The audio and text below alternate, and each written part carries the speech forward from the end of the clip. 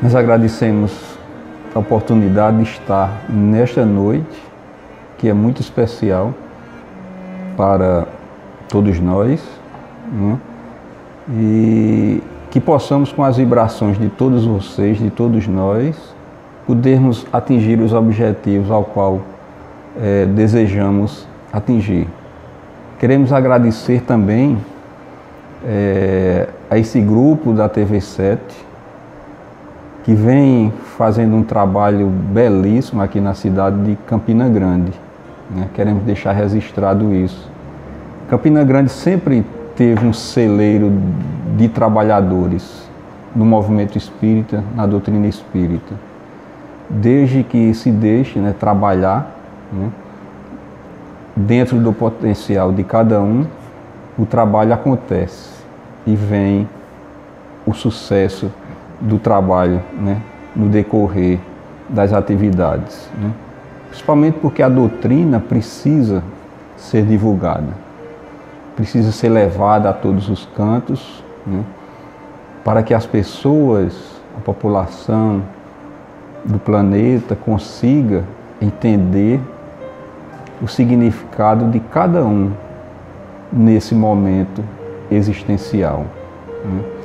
E todo o aprendizado que temos aqui, nesse momento, nessa reencarnação, todas as dificuldades, todos os empecilhos que surgem repentinamente na nossa existência, como também o sucesso que surge e que aparece na nossa existência, tudo é um fruto do trabalho que fazemos de existências e existências passadas, né? E é dentro desse processo que surge justamente a lei de ação e reação, ao qual nós vamos procurar entender o que significa essa lei de ação e de reação. Nós vamos beber nas fontes do Livro dos Espíritos, né, para que possamos começar a fazer uma reflexão sobre esse tema. Também buscamos o livro Ação e Reação de André Luiz, e também buscamos Humberto de Campos no livro Cartas e Crônicas, uma narrativa que ele traz que dá para entender na prática como acontece e por que acontece, né, as coisas na nossa existência, né? E já iniciando na questão 393 do Livro dos Espíritos, Kardec pergunta: como pode o homem ser responsável por atos e resgatar faltas de que não se lembra? Como pode aproveitar da experiência de existências que caíram no esquecimento? Concebe-se que as tribulações da vida lhe servissem de lição, se pudesse lembrar-se do que originou. Mas desde que não se recorda disto, cada existência é para ele como se fosse a primeira, estando desse modo sempre a recomeçar. Como conciliar isto com a justiça de Deus? Antes de lermos a resposta do livro da equipe espiritual, do Espírito de Verdade, nós podemos fazer algumas reflexões em relação ao nosso convívio diário. Imagine se no nosso lar a gente conseguisse ter a lembrança das vivências anteriores de todos aqueles que formam aquela pequena célula, aqueles que nos vilipendiaram, nos humilharam, né, de todas as formas possíveis, no mesmo caso nós em relação a eles. Como seria essa relação? Como seria tudo isso no contexto do lar? Será que nós teríamos a maturidade necessária para conviver e aprender, muitas vezes, a perdoar diante do conhecimento que nós temos do que nos foi feito e o que nós fizemos em existências passadas, aqueles que estão no nosso convívio? Porque nós sabemos que a família justamente se unem naquela pequena célula justamente para aprender a se perdoar, né, a estreitar os laços e aumentar os laços de família, os laços espirituais, né? Imagine se nós, aqui nesse momento, tivéssemos a lembrança de cada uma a existência, né? Será que nós teríamos a maturidade necessária ou teríamos um constrangimento geral sabendo o que o outro fez, o que nós fizemos no passado, né? Então, dentro desse contexto, o esquecimento do passado é um ato de misericórdia de Deus para conosco. Porque a doutrina espírita, pelo conhecimento que nós temos, nos dá justamente esse conhecimento de que as adversidades, as antipatias, as simpatias que temos um pelo outro são frutos de existências passadas. E aquelas desavenças que acontecem gratuitamente têm o objetivo justamente de nos impulsionar para que possamos vencer aquelas dificuldades e ir até aquele que nós temos a antipatia e tentar estreitar aqueles laços, né?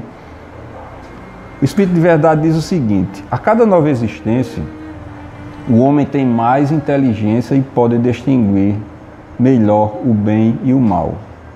Onde estaria o mérito se ele se lembrasse de todo o passado? Quando o espírito retorna à vida primitiva, à vida espiritual, toda a sua vida passada se desenrola diante dele. Vê as faltas que cometeu e que são a causa do seu sofrimento, bem como aquilo que poderia tê-lo impedido de cometê-las.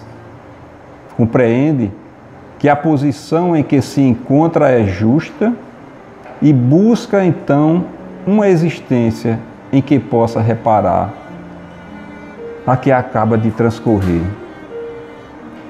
Imaginemos aquelas pessoas que passam a vida todinha lutando para conseguir as coisas, luta a existência inteira, com dificuldades, e quando chega no momento da existência, ele consegue ter sucesso naquele seu empreendimento, aí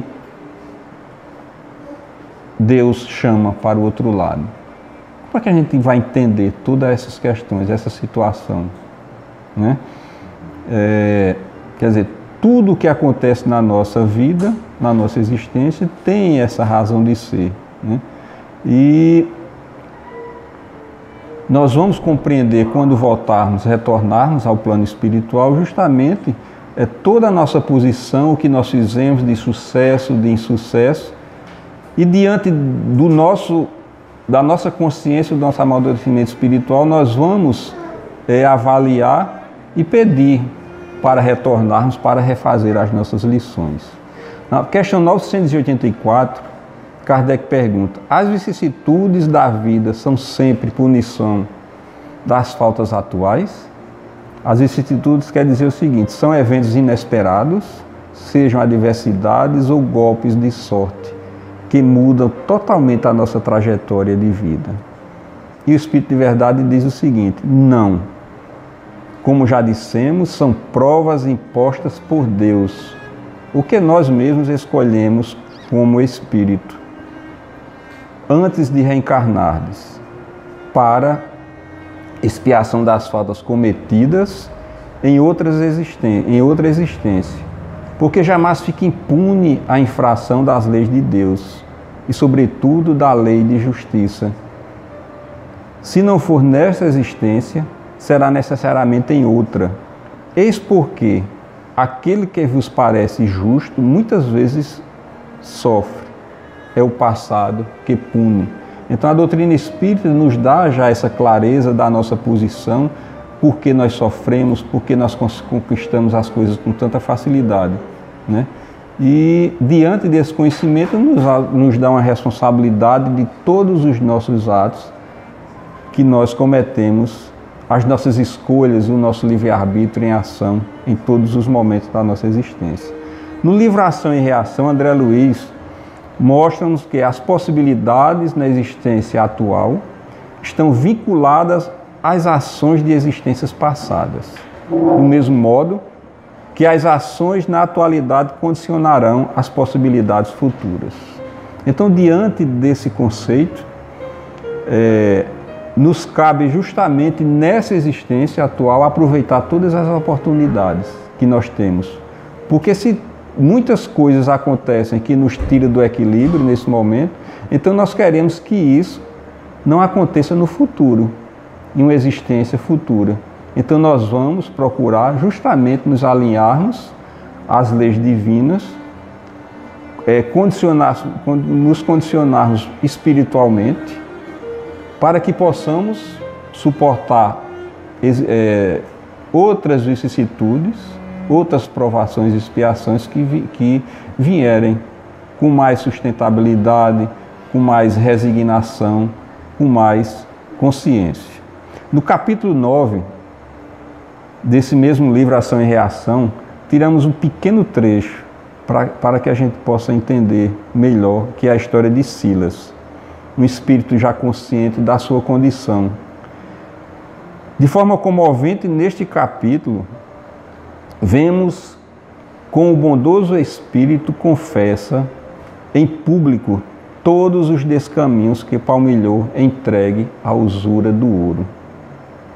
A confissão, expondo os tormentos da colheita obrigatória, da má semeadura, evidencia a bondade divina que concede ao criminoso incessantes e inapreciáveis oportunidades de reconstrução moral, a qual passa em primeiro plano pelo trabalho de soerguer suas vítimas. Aí já encontramos a questão do papel da caridade, né?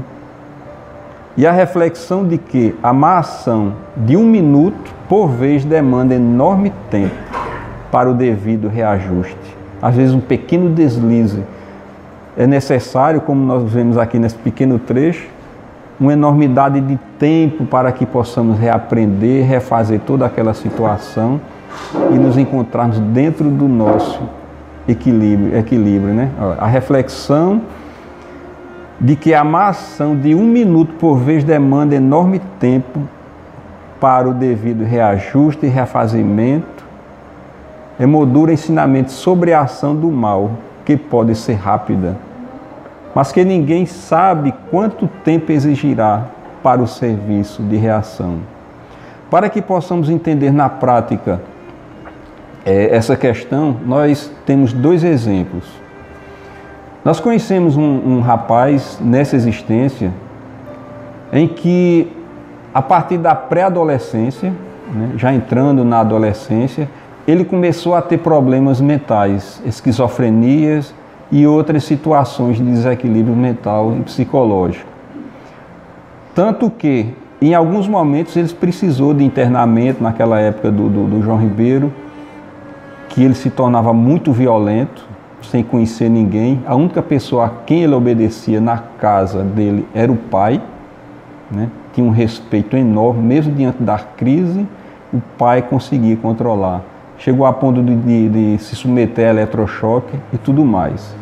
Em determinado momento que Divaldo se encontrava aqui em Campina Grande, teve a oportunidade de visitar esse lar, essa família, e na conversa ali entre eles, Divaldo conta que aquele rapaz tinha a sua última existência com aquelas problemáticas e que a causa de tudo aquilo era justamente porque ele tinha, naquela época de Jesus, na multidão, escolhido Barrabás em detrimento de Jesus. E vinha desde aquela época com dramas de consciência, em existências e existências, sem conseguir encontrar o equilíbrio. Interessante, diante disso tudo, que na residência dele, na família, foi o único, mesmo diante das problemáticas, que leu toda a codificação. Porque geralmente quando eu visitava a família, ele estava lendo alguma coisa da doutrina espírita, né? Eu achava impressionante, mesmo diante das dificuldades, da medicação constante que tinha que tomar controladozinhos, porque senão vinha crises. Ele leu toda a codificação. Uma vez ou outra, conversando com seu pai, a gente trocava ideias em relação a essas questões. Quer dizer, mesmo diante desses dramas de consciência, problemáticas psicológicas, psiquiátricas que ele tinha, desde a pré-adolescência, ele conseguiu angariar recursos espirituais, armazenar, né, arquivar, para que em existências futuras ele possa utilizar. E eu tenho a certeza de que este será um trabalhador ferrenho, dinâmico, né, de divulgação dos ensinamentos cristãos, dos ensinamentos de Jesus, principalmente para compensar toda aquela situação, né, que gerou as existências e existências com drama de consciência.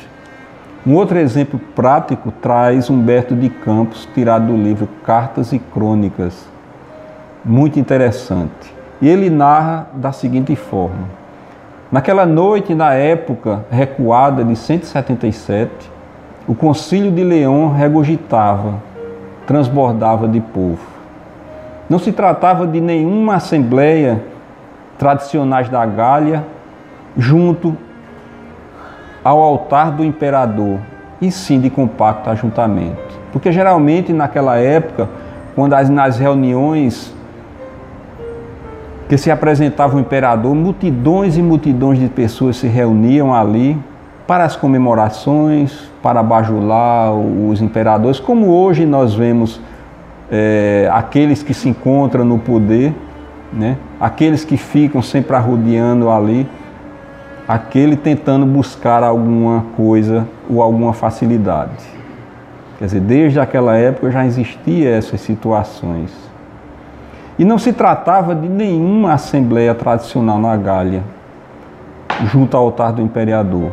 Marcos Aurélio reinava piedoso, embora não houvesse lavrado qualquer rescrito em prejuízo maior dos cristãos. Mesmo assim, permitia que aplicassem as leis existentes em relação aos cristãos com todo rigor. E a matança, por isso, perdurava terrivelmente. E ninguém examinava as necessidades e condições. Mulheres, crianças, velhos, doentes, tanto quanto homens válidos e personalidades prestigiosas, desde que se declarassem fiéis e seguidor do Cristo, de Jesus, aquele que naquele período, naquela época, o próximo àquela época tinha deixado a sua lei de amor, era condenado à morte, ao escárnio, à humilhação pública. Eram detidos, torturados e eliminados sumariamente. Através de espesso casario, a montante da confluência do Ródano de Suané, que era o principal afluente do Ródano, conhecida como a colina de Fovier, multiplicavam-se prisões. E no sopé da encosta, mais tarde conhecida, improvisara-se grande circo, levantando-se altas paliçadas em torno de enorme arena. As pessoas representativas do mundo leonês eram sacrificadas, desde que se declarassem fiéis e seguidores do Cristo. No lar, barbaramente, eram espancados, outros no campo, na lida do trabalho, e enviando os desfavorecidos da fortuna, inclusive grande massa de escravos, ao escárnio, às humilhações públicas, para depois serem levados à morte.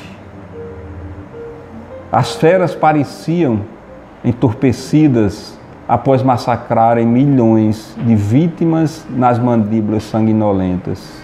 Em razão disso, inventavam novos tormentos, e aqueles romanos ensandecidos nas obsessões, na inferioridade espiritual, já cansados daquela matança, procuravam outros tipos de tormentos para que pudessem se saciarem e saciarem a sua sede.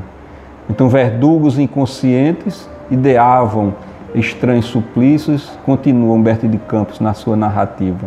Senhoras cultas, meninas, eram desrespeitadas antes de serem decepadas as suas cabeças. Anciãos indefesos eram mortos e chicoteados até o último limite das suas vidas. Meninos apartados das famílias eram vendidos a mercadores que passavam ali naquela cidade para serem e servirem de alimárias nas províncias distantes.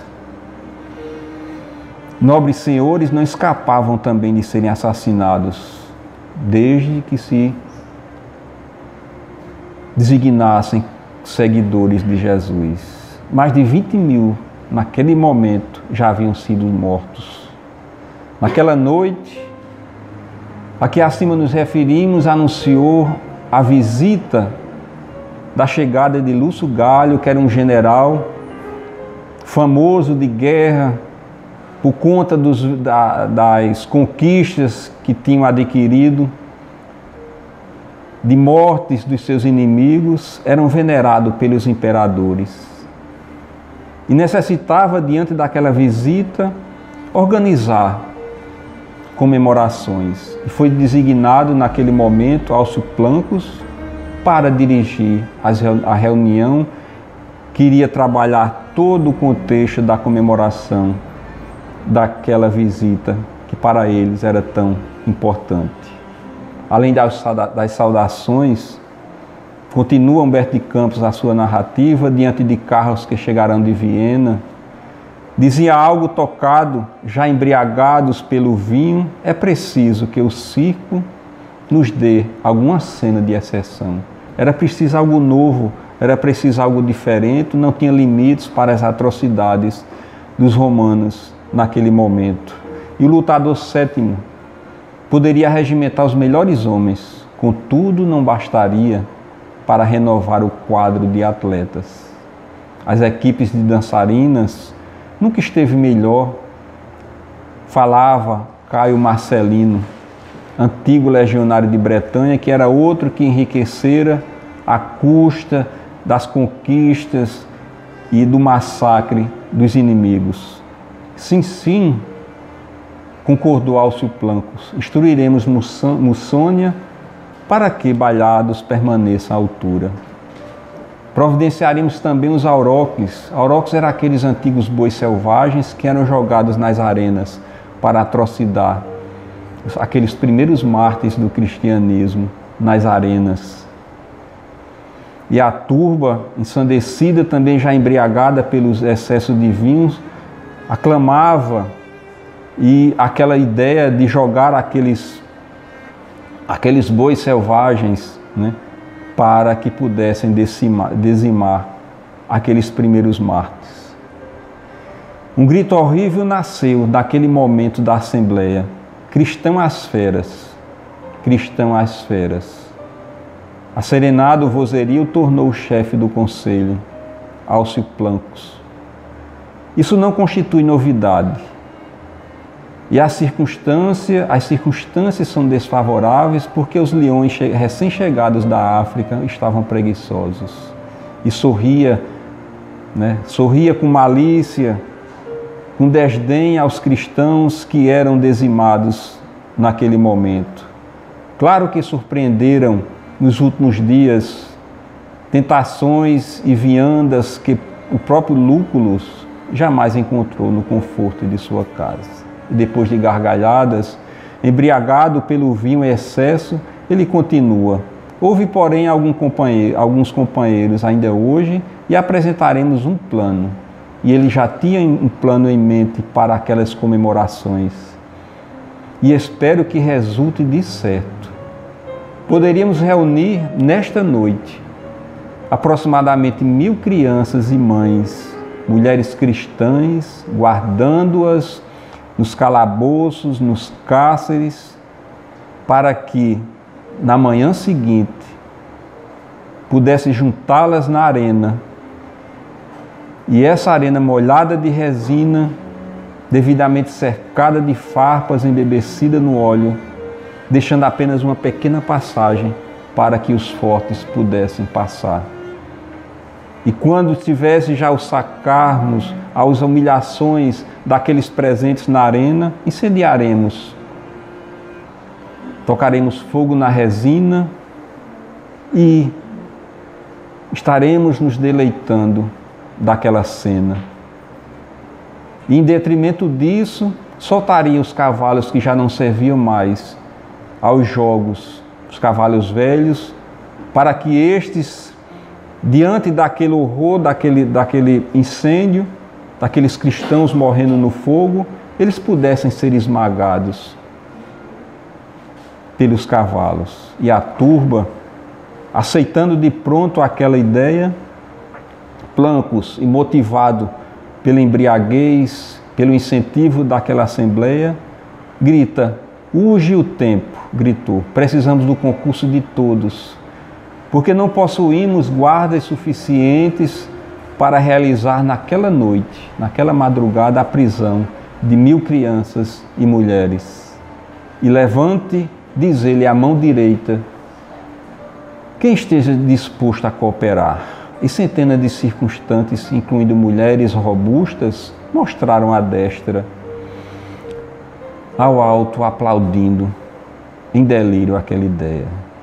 Encorajado pelo entusiasmo geral e desejando distribuir a tarefa com todos os voluntários, dirige à noite e direciona as suas ordens para que cada um daqueles que ali se tornavam voluntários traziam escondidos, nos lares ou em qualquer lugar, sejam mulheres, sejam crianças, para que fossem aprisionados naquela madrugada. E assim partiram.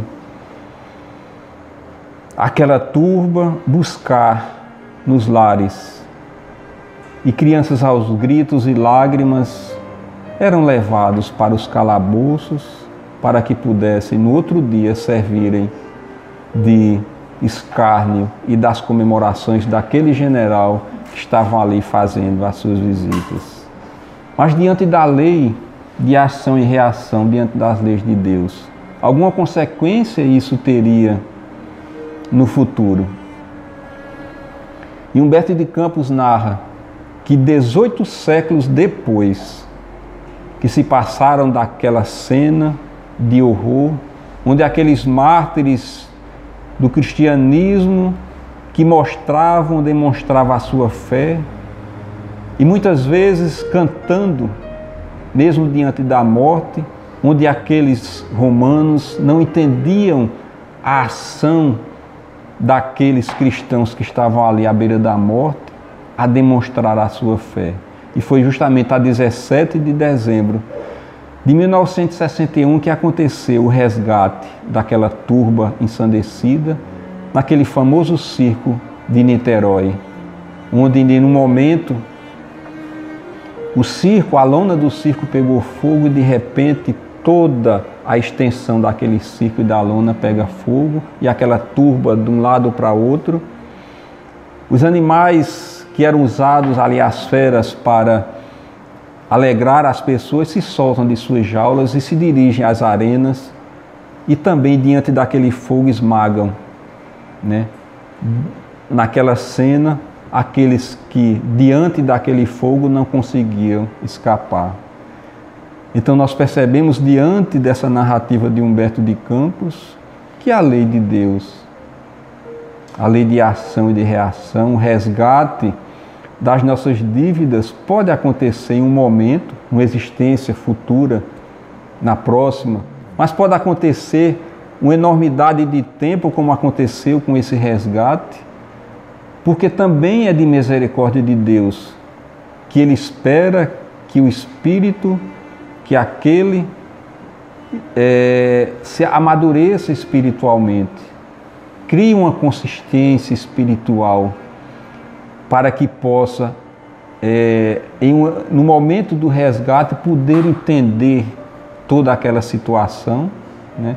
E assim se reajustar às leis de Deus. Até isso, né? A misericórdia de Deus é imensa para todos nós. Ele espera o amadurecimento espiritual nosso para que a gente possa resgatar os nossos débitos. Não é de rodão, não é pelo impulso da vontade, mas é preciso que haja aquele aprendizado, né, nosso diante das leis de Deus, o amadurecimento espiritual, o crescimento, a consciência. E quando chega aquele resgate, aquelas situações, a resignação está bem consistente dentro de nós. E assim, a gente poder se alinhar novamente às leis de Deus. Então cada escolha nossa é uma oportunidade que nós temos na nossa existência para poder seguir em frente rumo à nossa evolução. Cada queda também nossa é um aprendizado para que possamos aprender a não cair mais lá na frente, mas se cair, se reerguer e saber que nós, um momento ou outro, nós iremos aprender a caminhar sem precisar dessas quedas. E cada atitude é uma consequência. Cada escolha nossa, cada ato que nós fazemos na existência vai ter uma consequência. Ou seja, cedo ou tarde nós vamos ter que se reaver com aquelas atitudes que nós tomamos. E nós, a responsabilidade que nós temos espíritas pelo conhecimento que a doutrina espírita nos coloca, de nos mostrar que somos seres eternos, temos um passado, temos um presente, um aprendizado e temos um futuro. E esse futuro, com certeza, todos nós queremos um futuro melhor. Mas vai depender da semeadura que nós estamos aqui a realizar, né? É como Haroldo Dutra, em uma das palestras dele, analisando a passagem de um capítulo do livro Pensamento e Vida, intitulado Humildade. Lá no final, ele mostra duas situações profiláticas, e uma eu acho muito interessante, que é justamente a figura da manjedoura. Porque muitas vezes, diante da nossa inferioridade espiritual, nós achamos que não conseguiremos dar a nossa caminhada, dar o passo seguinte na nossa evolução. Mas aquela condição da manjedoura, onde aquela criança humilde ali veio ao mundo e partiu daquele momento para levar a mensagem de amor a todo o planeta, que perdurou todos os séculos e séculos, e hoje nós estamos vivenciando essa mensagem de amor. Se ele conseguiu naquela situação, nós, nesse momento existencial que nós estamos aqui, nós podemos conseguir, se nós colocarmos em nossa existência um sentido para a nossa vida, um objetivo, um norte. Porque esse norte e esse sentido é que nos vai dar o impulso para seguir e vencer as adversidades que chegam à nossa existência. Então, avançar para a frente sem perder-se de vista, né? Consciente daquilo que nós somos, para vencer as adversidades e um dia, com certeza, conseguirmos atingir o grau de evolução e um dia ser chamados de anjo. Porque um dia, um homem, né, estava caído, passaram-se ali, com aquela passagem evangélica, muitas pessoas.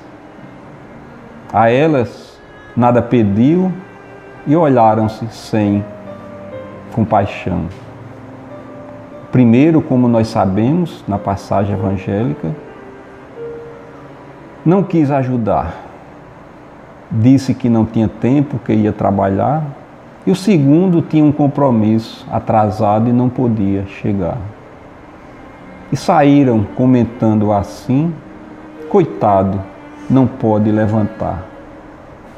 E assim se passaram as horas, ninguém quis ajudar.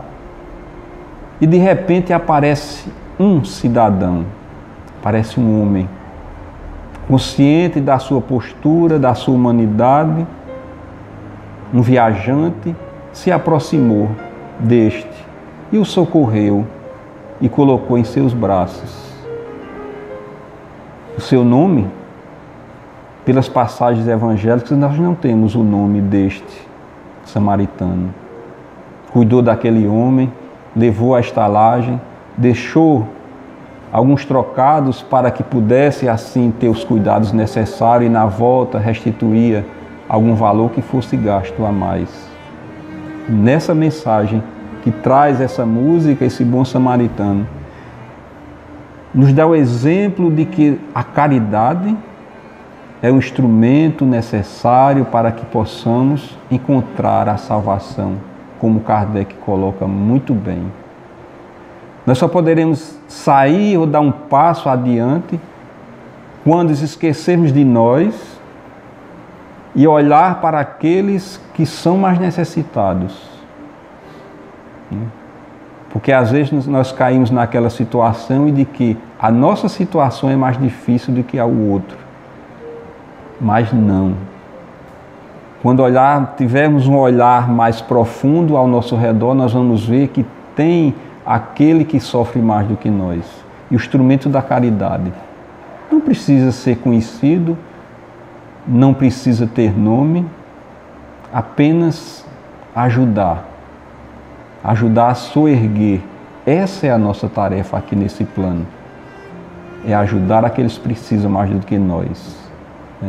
Porque muitas vezes, inadvertidamente, chega à nossa porta alguém pedindo algo, um pão, alguma coisa para se alimentar ou outra coisa qualquer. E poderemos alguma vez ou outra, nas tarefas do dia a dia, mandar ir embora e assim deixamos aquela oportunidade. Porque muitas vezes a espiritualidade encaminha estes até nós, seja na nossa porta ou em outra situação, para perceber a nossa atitude, para ver a nossa ação diante daquela prova que é nos colocada. Então, a vigilância, a atitude consciente de cristãos e saber que temos a oportunidade de ajudar aqueles que precisam mais do que nós. Então, encerrando esse momento, a nossa palestra, queremos aproveitar esses momentos finais para agradecer e homenagear aquele companheiro que nós aprendemos pouco tempo de convivência que nós tivemos com ele. Uma vez que nós nos viemos com um grupo dos caravaneiros do Evangelho, ele estava ali à porta, cumprimentou o pessoal, aí me viu, aí os meninos me apresentaram e disse: "Ah, você é o Ivan." Já lhe conheço já de muitas conversas por aí, e aí começou a nossa relação, a nossa afinidade. E com pouco tempo de conversa que nós tivemos, percebemos que a afinidade de entendimento das coisas e da vida era real, né? Tinha sintonia. Né? E criamos uma admiração por ele, mesmo nesse pequeno momento de convivência. E onde esse companheiro possa estar nesse momento, nosso irmão Franklin, com certeza a espiritualidade maior, as vibrações que aqui possam estar e com certeza estão direcionadas para eles, ele possa receber esse carinho, essa homenagem e esse momento de muito amor e de muita fraternidade. E o que nós podemos fazer para deixá-lo em paz e contente e feliz é dar continuidade à tarefa que ele deixou para que todos nós realizássemos. Não deixar o barco cair. Continuar no mesmo dinamismo, porque isso vai nos dar um conforto tão imenso que não imaginamos o quanto. Né? Então, vamos continuar a nossa tarefa. Já somos um sócio da casa, né? Principalmente por essa afinidade e a afinidade que temos dos companheiros que aqui se encontram, e que Jesus sempre continue a abençoar a sua caminhada do outro lado e a nossa, para que possamos continuar essa tarefa, porque aqui em algum momento nós vamos retornar à pátria espiritual. É da lei de Deus. E continuemos com essa paz e com essa harmonia que aqui nos encontramos. Muita paz para todos. E é importante frisar também porque a reencarnação nunca vai ser um processo de punição. Sim. Nunca. É um processo, uma oportunidade que Deus nos dá de reeducarmos. é de aprendizado. Isso é muito importante, né? A gente ter esse entendimento. É muito bom mesmo, porque a gente pode achar que é uma maldição no caso, né? Sabe que na verdade. É verdade. É verdade. Tá, ok, Lula. Muito obrigado pela sua